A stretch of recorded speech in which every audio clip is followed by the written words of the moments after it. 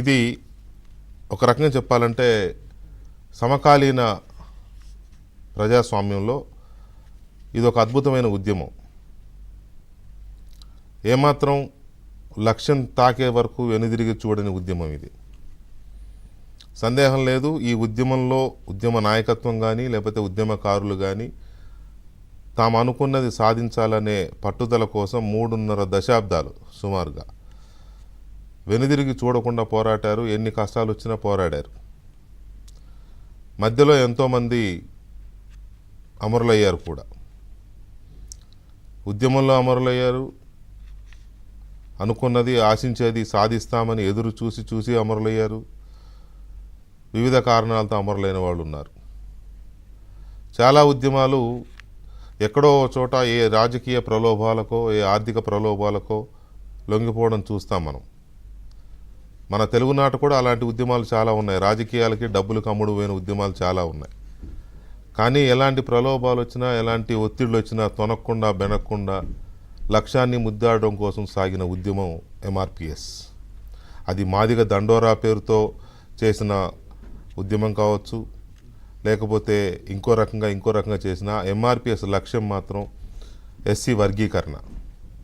ఎస్సీలను వర్గీకరించి తన మాదిగ కులంతో పాటు మాదిగ ఉపకులాలకు న్యాయం జరగాలని ఆశించిన మేరకు ఎంత జనాభా ఉన్నారో దానికి తగ్గ రీతిలో ప్రత్యేక రిజర్వేషన్ కావాలని.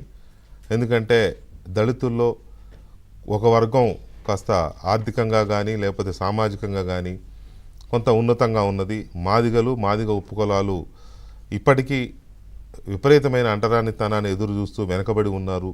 అన్ని రకాలుగా విద్యలో కావచ్చు, ఉద్యోగాల్లో కావచ్చు, సామాజికంగా కావచ్చు, ఆర్థికంగా కావచ్చు, ఏ రకంగా రాజకీయంగా కావచ్చు, ఏ రకంగా చూసినా వెనకబడి ఉన్నారు.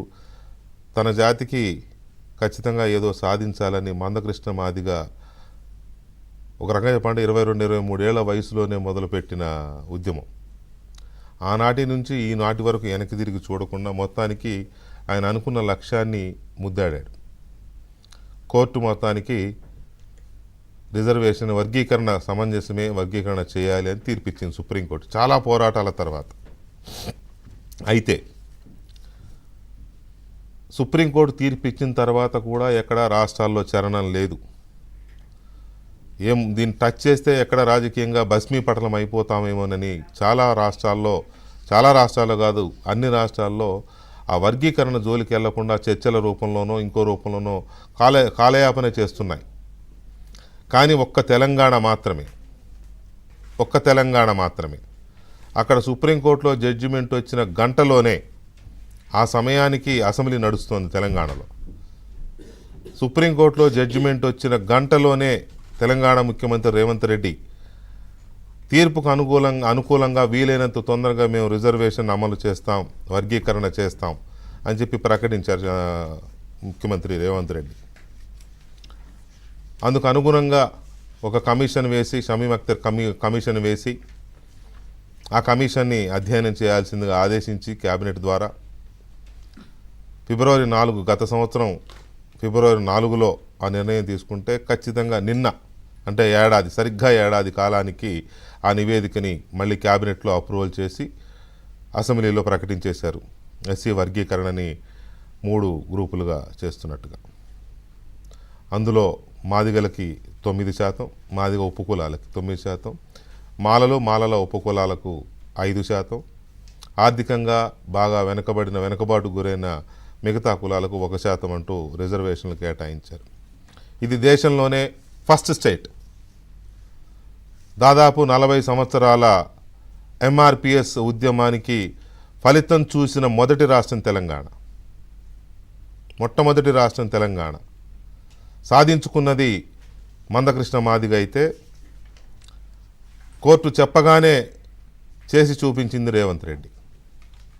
అయితే రేవంత్ రెడ్డి తీసుకున్న ఈ నిర్ణయం మీద కూడా మందకృష్ణ మాదిగ అసంతృప్తితో ఉన్నారు.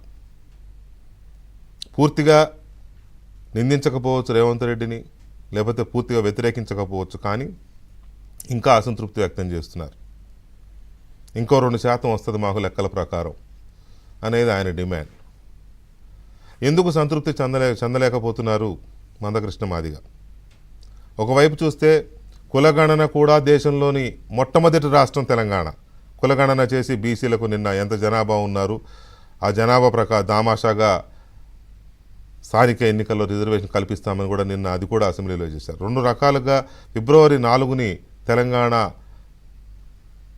సామాజిక దినంగా పేర్కొనే రకంగా అసెంబ్లీలో 2 కీలకమైన నిర్ణయాలు తీసుకున్నారు. అందులో ఇప్పుడు నేను చెప్పిన ఎస్సీ కేటగరైజేషన్. ఎందుకు మందకృష్ణ మాదిగ అసంతృప్తితో ఉన్నారు? ఇంకో 2% రావాలంటే ఎంత జనాభా ఉంటే అంత జనాభా కావాలంటే అది సాధ్యమా? ఒకటి.